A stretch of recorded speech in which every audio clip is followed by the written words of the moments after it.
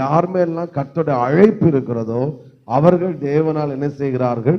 உருவாக்கப்படுகிறார்கள். அப்போஸ்தலர் ஆதியாகமம் புஸ்தகம் 12ஆம் அதிகாரத்தில் நினைக்கிறேன். ஆமென், ஸ்தோத்திரம்.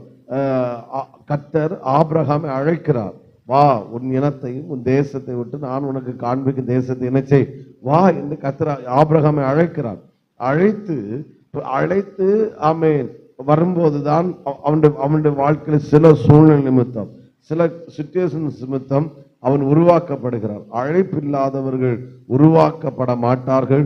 உருவாக்கப்படுகிற அத்தனை பேருமே தேவனால் அழைக்கப்பட்டவர்கள். உருவாக்கப்படுதல் ஆமென் என்பது அது அநேக நாட்கள் அல்ல. உருவாக்கப்படுதல் அது கொஞ்ச காலம் மாத்திரமே. உருவாக்கப்படுது எத்தனை நாட்கள்? கொஞ்சம். இப்ப ஸ்கூலுக்கு பிள்ளைங்க காலேஜுக்கு போறாங்க. ஆமென். அதுக்கடுத்து சில இடங்களை அப்ரண்டிஸ்ன்னு சொல்லுவாங்க. அடுத்து ட்ரெயின்